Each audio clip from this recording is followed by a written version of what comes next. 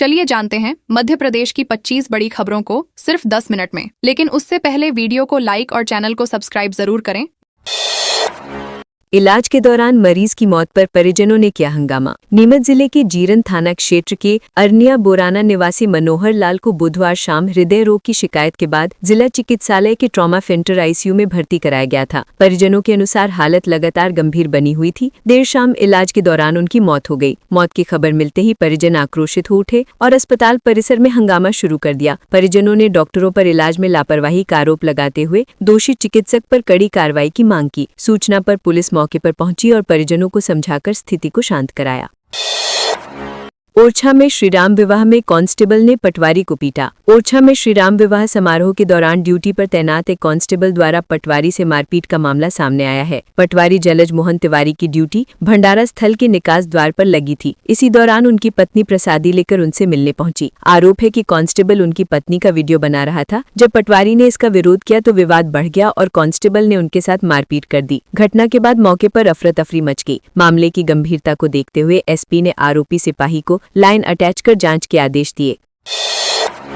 धीरेन्द्र शास्त्री बोले, मुगलों की छाती पर हमने लहराया भगवा। बागेश्वर धाम के पीठाधीश्वर पंडित धीरेन्द्र कृष्ण शास्त्री ने अयोध्या में राम मंदिर के शिखर पर धर्म ध्वजा फहराए जाने पर तीखी प्रतिक्रिया दी। उन्होंने मुगल आक्रांताओं पर निशाना साधते हुए कहा कि मुगलों की छाती पर चढ़कर भगवा लहराया गया है और आज पूरा देश गौरवान्वित है। उन्होंने कहा कि जहाँ कभी हरे झंडे की योजना बनाई जाती थी, आज वहाँ भगवा पूरी शान से लहरा रहा है। इसके साथ ही उन्होंने मथुरा जन्मभूमि विवाद को लेकर भी बड़ा बयान दिया और कहा कि वहाँ भी जल्द श्री कृष्ण का मंदिर बनेगा।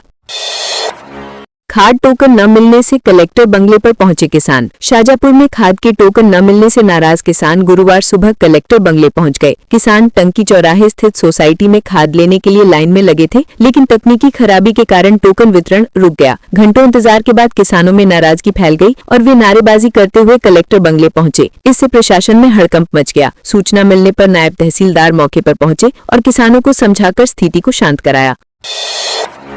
मंदसौर में आईएएस संतोष वर्मा के बयान का किया विरोध। मंदसौर के पिपलिया मंडी में आईएएस अधिकारी संतोष वर्मा के कथित आपत्तिजनक बयान के विरोध में गुरुवार को ब्राह्मण समाज और करनी सेना के लोगों ने जोरदार प्रदर्शन किया। बड़ी संख्या में लोग गांधी चौराहे पर एकत्र हुए और प्रशासन के खिलाफ नारेबाजी की। प्रदर्शनकारियों ने अधिकारी पर तत्काल कार्रवाई की मांग करते हुए ज्ञापन सौंपा। उनका कहना था कि इस तरह का बयान केवल एक समाज नहीं बल्कि पूरे सामाजिक सौहार्द को ठेस पहुंचाने वाला है। प्रदर्शन के दौरान भारी पुलिस बल तैनात रहा और प्रशासन ने मामले की निष्पक्ष जांच का भरोसा दिलाया।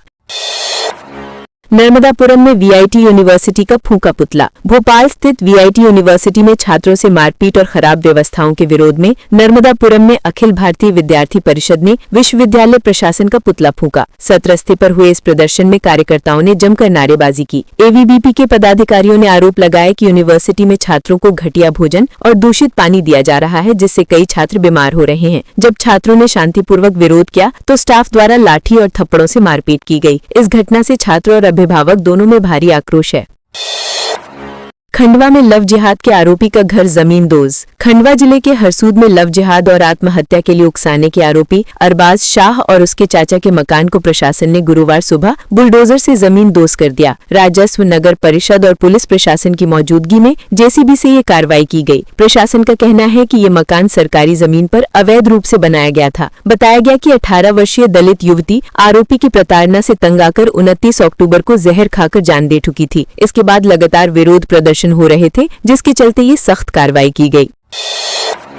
मंडला में बिना नंबर प्लेट के 16 वाहन जब्त। मंडला में बुधवार रात पुलिस अधीक्षक रजत सकलेचा ने पुलिस बल के साथ शहर की सड़कों पर पैदल भ्रमण कर कानून व्यवस्था और यातायात व्यवस्था का जायजा लिया। इस दौरान यातायात नियमों का उल्लंघन करने वालों पर कड़ी कार्रवाई की गई। बिना नंबर प्लेट के चल रहे 16 वाहनों को जब्त कर थाने भेजा गया। इसके अलावा गलत दिशा में वाहन चलाने और मोबाइल पर बात करते हुए वाहन चलाने वालों के भी चालान काटे गए। एसपी ने वाहन चालकों से नियमों का पालन करने की अपील करते हुए कहा कि लापरवाही से दुर्घटनाएं बढ़ रही हैं।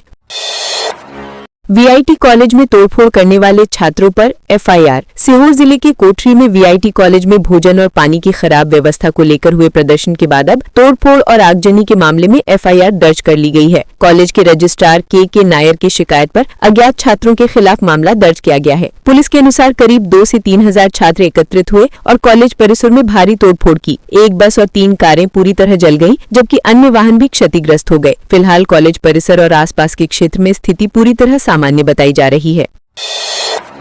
उज्जैन में नवंबर के आखिरी हफ्ते में बढ़ा तापमान। उज्जैन में पिछले हफ्ते तक रातें काफी ठंडी रही, लेकिन बीते 7 दिनों में न्यूनतम तापमान लगभग 6.57 डिग्री बढ़ गया है। शहर में रात का तापमान अब 17 डिग्री दर्ज किया गया, जबकि एक हफ्ते पहले ये 10.5 डिग्री था। आसमान में बादलों ने डेरा डाल रखा है और दक्षिणी हवाओं के चलते दिन में भी गर्मी महसूस हो रही है। नवंबर के आखिरी सप्ताह में शहरी इलाकों में ठंड का असर कम नजर आ रहा है। मौसम विशेषज्ञों के अनुसार इस बार मौसम का पैटर्न सामान्य से हटकर है, जिससे ठंडी रातों का अनुभव नहीं हो रहा और दिन के समय गर्मी का एहसास हो रहा है।